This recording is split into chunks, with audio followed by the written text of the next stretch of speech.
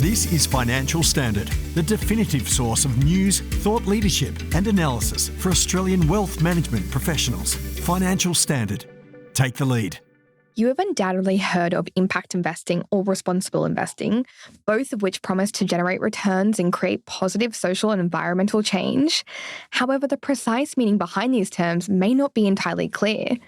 With me today to shed some light on this is Australian Ethical Chief Executive Superannuation, Ross Piper.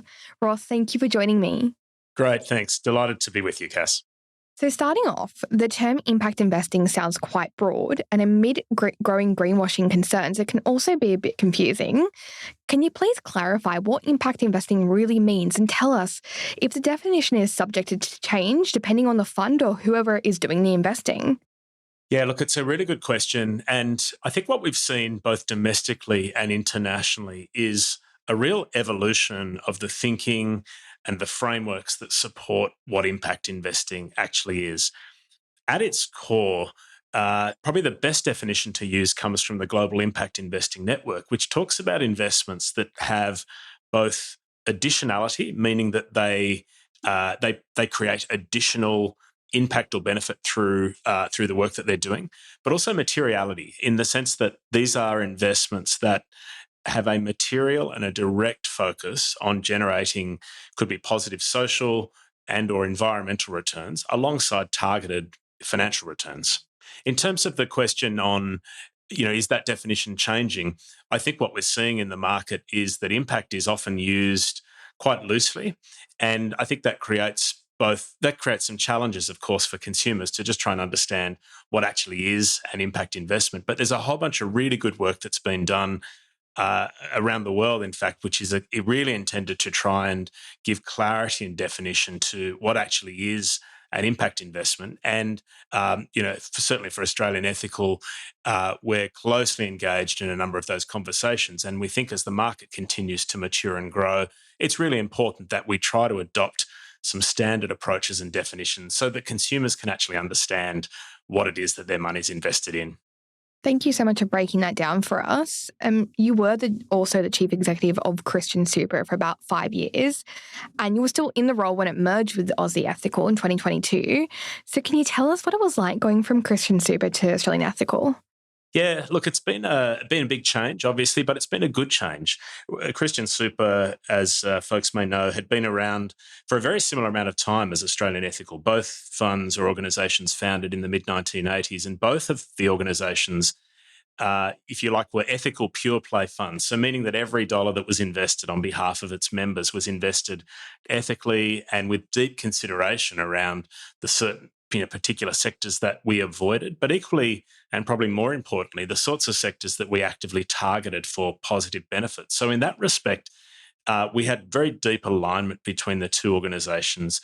Both organisations were growing strongly, highly engaged members who cared deeply about their money and how it was invested. And I think with an overall belief and conviction that capital can generate a positive impact for both society and for environment, all whilst still achieving targeted risk-adjusted returns. And so bringing two organisations together is obviously a lot of work. There's a lot of cultural considerations and just administrative and operational considerations. But overall, it's been a really good transition, and one that we now see. You've got combined membership of almost 120,000 members, growing fast. All Australians again who care deeply about how their money is invested and investing that money in line with their values and beliefs. So overall, a good change, but yeah, lots to navigate and to land through a process like that. Well, there's a lot of shared values and beliefs between the two funds. So how did your background and tenure at Christian Super complement and align with Aussie Ethical's principles? Well, I think when we looked at the two organisations and we looked at the underlying investment approaches, we realised, in fact, you had very, very deep areas of commonality and alignment. I mentioned before, even the way that we would apply negative screens, so screening out destructive or harmful sectors, things like tobacco or weapons or other certain gambling, other things that we would exclude from the portfolio. The two organisations were very, very closely aligned on those things. But equally, as I mentioned earlier, the areas where we had targeted positive investments or ESG, positive screening. So looking at actively investing in certain sectors that always thinking about financial returns, but equally had the additional benefit of generating positive societal or environmental benefits or impacts. Christian Super had probably gone deeper into impact investing more directly than Australian Ethical. But having said that, the two organisations in coming together just made a whole lot of sense. And of course, the other area where Australian Ethical have been very strong and continue to be very active in is the whole notion of, if you like, active stewardship. So, actively engaging with companies to address certain areas of behaviour or improve practices. We think that that's an important part of the overall investment approach that we bring together. And of course, now with a blended organisation, we've got a strong, diverse portfolio that is, as I say, we're an ethical, pure play organisation. Every dollar invested is screened and very, very carefully considered. And the addition of the Christian Super underlying impact assets into the portfolio has been a great plus because it gives more diversification, but equally helps to amplify the story and the purpose of the organisation to be generating good, strong financial returns for our members, equally always considering the positive societal and environmental impacts that we're targeting. Yeah, it sounds like a dream combination. I mean, does impact investing really sort of guarantee or generate positive financial returns? I mean, I'm sure that's what a lot of people are thinking when they're looking to roll their money over into a fund that, has those sustainable objectives. Yeah, so there's been a lot written about this, and the question being, of course, do impact investments, can they deliver long-term financial returns that match, other types of investments? And I think the answer to that broadly would be, and it depends. And of course, there are impact investments that are funded through charity or philanthropy that absolutely are not targeted or designed to deliver market rate risk-adjusted returns. Of course, as a superannuation fund, as fund managers, we're fiduciaries, and so we have to consider, we play at the market rate risk-adjusted return end of the spectrum, and so any investments we make absolutely have to consider first and foremost the financial returns that they're targeting. But I think there's a very strong body of research that would support the fact that you can do impact investing well, and that it actually creates value in a portfolio through a couple of things. One, it's typically a really diverse asset class, and so often has a very low level of correlation with other assets in your portfolio. But secondly, it's often targeting sectors or geographies that may look quite different to other parts of the portfolio. So through both correlation or lack of correlation, as well as diversification, good long-term investments can actually deliver strong financial returns to a portfolio. It's also worth considering that those investments may perform quite differently at various parts of the market cycle. And so investment teams need to carefully manage those sorts of factors. But we have a strong conviction and belief that the way we invest our members' money over the long term will continue to deliver good financial returns. And there's a strong track record for Australian Ethical to say that that's been the case, and certainly our conviction is similar as we move forward. Okay, well, in that case, how do you implement your impact investment mindset at Australian Ethical compared to Christian Super?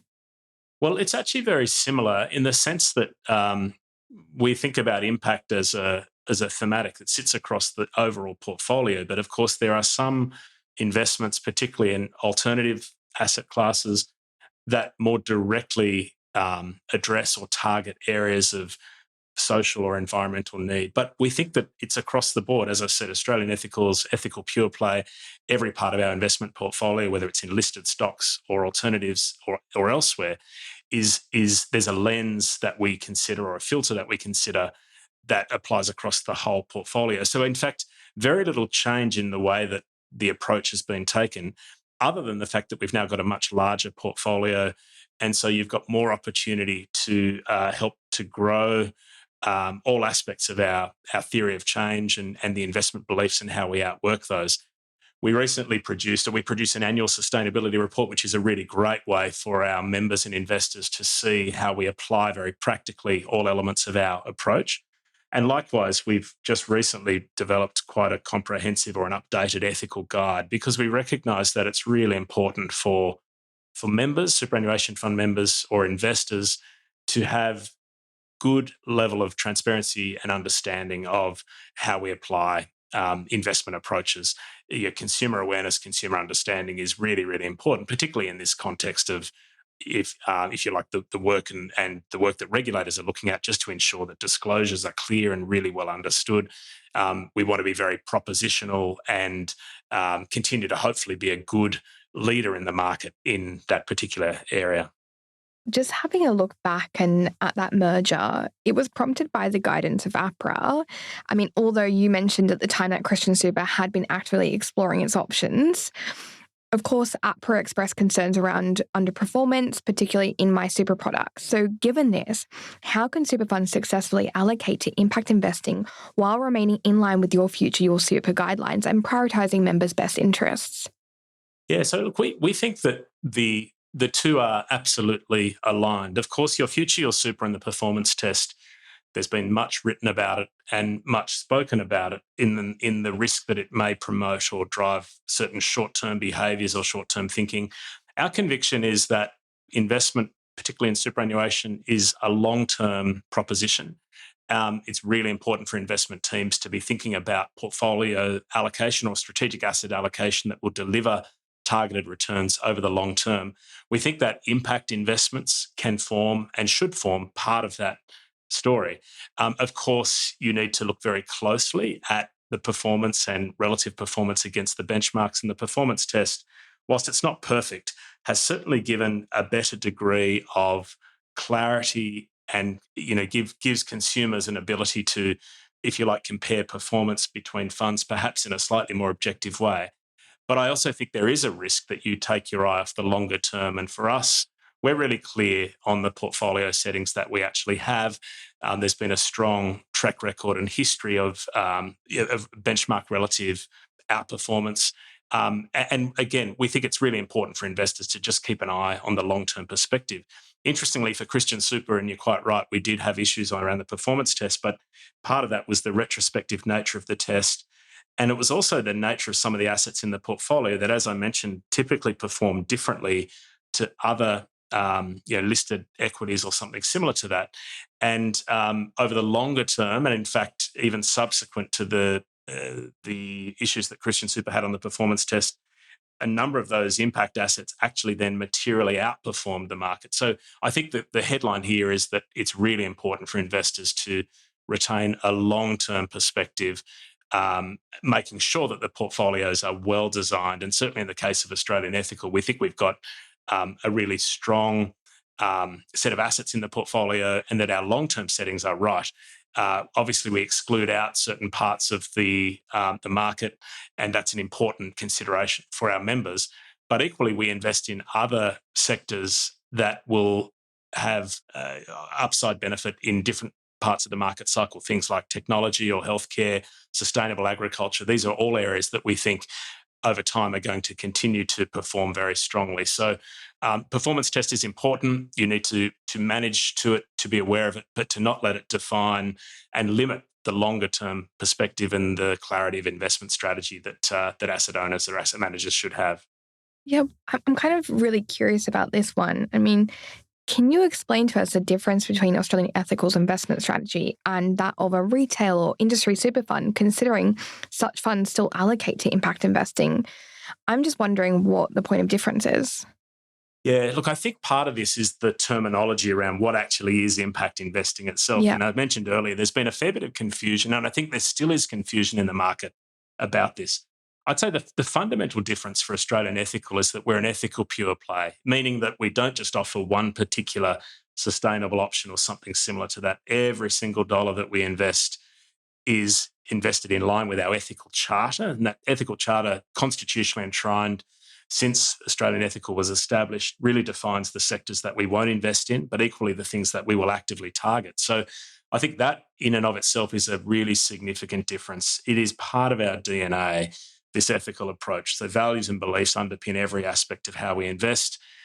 Equally, how we operate internally. Australian Ethical is a B Corp. In fact, was the first Australian listed company that became a B Corp, and just recently was recertified as a B Corp with the highest score across Australia and New Zealand. So this is really core to who we are and the way that we work. the other point I think is key difference is that we have a very strong and rigorous internal ethics and research process. And so we've got a great team in-house that look at every single stock, that every single investment is considered in that way. And so this is something that is very much core to who we are and that forms a broader theory of change. If our purpose is, we believe that capital can be a force for good, investing for a better world. This is something that sits at the very core to who we are, and it's what our members and investors expect of us. And I think it's one of the reasons that Australian Ethical has been a real success story in terms of its continued growth. Finally, you're also the chair at RIA. How do you see the evolution of impact investing at the industry level? Yeah, so as I mentioned earlier, the overall market is maturing. So systems and processes and frameworks all the time are being tested and refined. In fact, just last year, the global impact investing market, and again, remember the definition I gave earlier, these are investments that they have both additionality and materiality. So if you like true impact investments, that market globally is now in excess of $1 trillion. So you've got a significant volume of capital that is being invested in this way. How do I see it evolving? I think in the Australian market, we are catching up. And certainly we've got a lot that we can be learning from Europe and even from the US in various jurisdictions. But I think that more and more consumers are taking an interest in where their money is and not only what it's not doing, the things that it's avoiding. And so people generally, when they look at underlying investments and think, I don't want to be investing in destructive industries or things that are doing harm, it's an interesting proposition for people to then think through, can my money actually be contributing to good? Can it be doing good for environment, for society? And I think this is something that as a whole, consumers are grappling with more broadly, whether it's around existential climate risk, whether it's about issues of modern slavery or otherwise. And so we see a rising tide of consumer interest. And we see also from an investment standpoint, the critical importance of considering things like climate risk in the way portfolios are set up and established. And so both from a bottom-up consumer standpoint as well as an investor-led standpoint, we think that we're going to see this market continue to mature. The other, and perhaps the final point I'd note, just from the point of view of the Australian landscape, we see a number of regulatory or legislative elements falling into place that will actually only add weight and momentum to the strength and the rigour of processes and considerations around impact investing or responsible investing more broadly. So things like the taxonomy. Australian government has just recently put out a consultation paper on a sustainable finance strategy. And so we're really encouraged by these things because what it does is it helps to bring a better degree of standardisation and some frameworks that help us to navigate the right approaches and also, frankly, help consumers to understand what actually is a responsible investment. Greenwashing has been an interesting factor on that. We welcome the regulatory focus in that area because, first and foremost, it's so important for consumers to be able to understand where their money is, where it isn't, and equally what their money is actually doing there. So I think we're only going to see that market continue to mature and to grow. And I think with impact investing more broadly, we think there's a profound opportunity for capital to be invested in this way that goes kind of beyond just financial returns and really starts to think through some of society and the planet's most complex issues and problems. That's a powerful proposition to unleash the force of institutional capital in those areas. That sounds like a lot of positivity to come then. I think so. That's not without risk, of course. And look, part of that we're seeing play out in the narrative on greenwashing. And of course, as consumers get more interested here, there's a desire for new products coming into the marketplace. But I think overall, it's a healthy sign that consumers are starting to vote with their feet. And we think that that's a good thing if that improves the rigour and the practice of superannuation funds or other investors in how they disclose their practice and how they think about these things, hopefully in a more visionary and strategic way. Thank you so much for running us through all that, Ross. Really appreciate it. It's a pleasure. I'm Cassandra Baldini, and this is my last episode with the Financial Standard podcast. I really want to thank all of our listeners and encourage you to keep tuning in weekly for the latest developments in finance, investment trends, and economics that shape the future of Australia's wealth management landscape. Thank you again. Thanks for listening to this Financial Standard podcast. For more information, visit financialstandard.com.au. Please keep in mind that the information discussed in this podcast is general in nature and does not consider personal circumstances. Reliance should not be placed on any content without further independent financial research and advice.